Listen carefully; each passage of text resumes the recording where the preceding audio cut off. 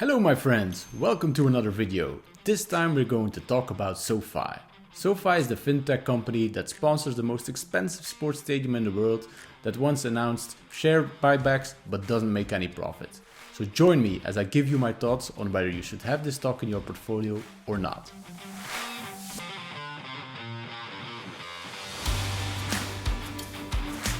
Okay, so before I started doing my research on this stock, I've already seen a lot of videos pass by on YouTube about Sofi, but I never really knew what Sofi was about. So I'll first of all will try to explain this as best as I can. I've got to say, going to the Sofi site doesn't give me much clarity at first. A lot of buzzwords like get your money right, but when I look at the products, it becomes clear to me. Sofi is a bank, savings, credit card, buying stocks, loans. This might as well be a 100-year-old bank with a web page. It would still look exactly the same. So what is this hype surrounding Sofi as being this innovative fintech player that has technology that creates a competitive advantage? I needed to dig deeper to find this out, because just by visiting their website, I was very underwhelmed, to be honest. So I found this news article on Seeking Alpha that gave me much more insights.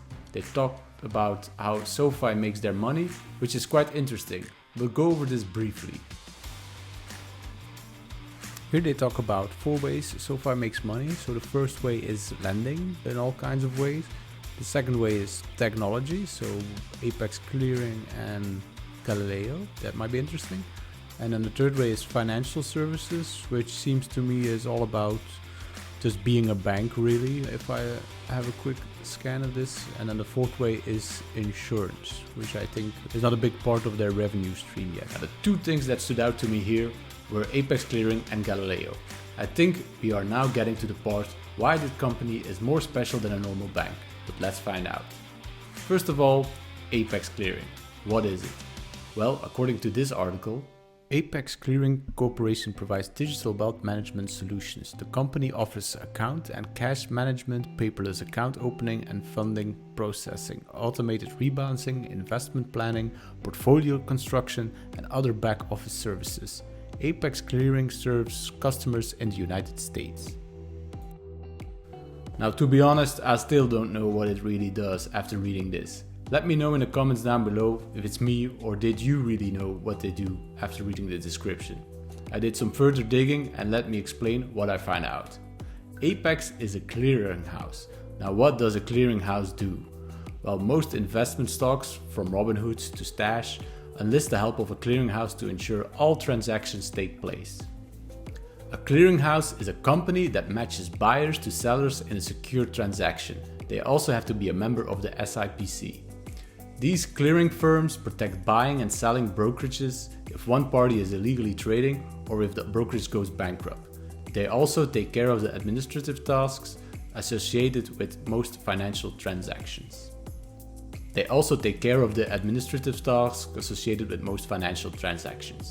Without clearinghouses, brokers would need to call one another on the phone and email stock certificate to one another, but thanks to clearinghouses, buying and selling stocks takes mere seconds. So Apex charges its clients a transaction fee, and their clients, the apps you all know like Robinhood, pass on costs to their customers. Now, the last thing to note is that unlike big trading companies like a Robinhood that uses its own clearinghouse, Apex is an independent clearinghouse, meaning it is not tied to one company. While yes, it is owned by Sofi, it works for any company that wants to work with them and thus works like an independent company. Now the question is this unique in any way? Well, no. There are actually multiple independent clearinghouses besides Apex. We've got Folio, National Financial Services, Wedbush Securities, Purchasing Advisor Solutions, Electronic Transaction Clearing, RBC Clearing and Custody, and so on. This can't be the big hype for Sofi stock. A lot of people have their own clearing company, and there are a lot of companies doing this for different companies, so to me, this is not the incredible tech I was looking for. So it must be Galileo. I would be lying if I said I never heard this name before drop here and there, but I never gave it much thought on what it actually provides. Now let's have a look.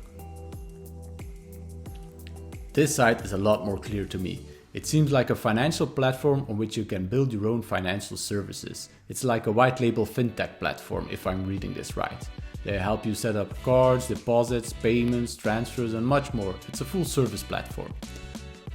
Now this is very interesting. I've been searching for competitors who also do this, but none of them really provide the same or as many services. Let me know in the comments down below if I overlooked someone. This is something unique, so this is something to get excited about. I'm happy we found the reason why people are excited about this company.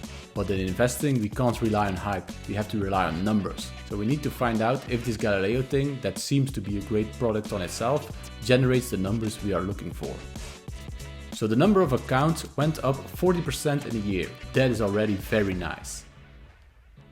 So we see here that with 124 million accounts, they make about 84 million in revenue with a $19 million of profit. Now if these numbers don't get you excited, I don't know what will. I'm kidding, of course. These numbers to me are really underwhelming. This means that if you would have 1 billion users, you would get a profit of 153 million or 612 million every year. Remember, this is for 1 billion users. Now we saw that the year-over-year growth for members is on average for the last year 53%. Now this would mean that it would take until 2027, so another 5 years before they get to 1 billion members. Now this is really bullish.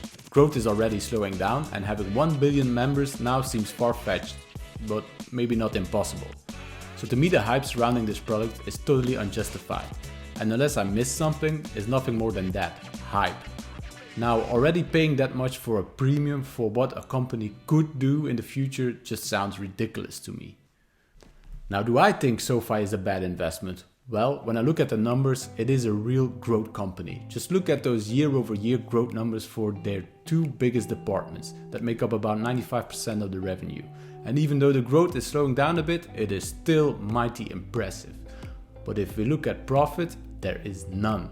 The trend is going in the right direction, but still this company, like I said in my intro, hasn't made any profit and keeps on splashing out money.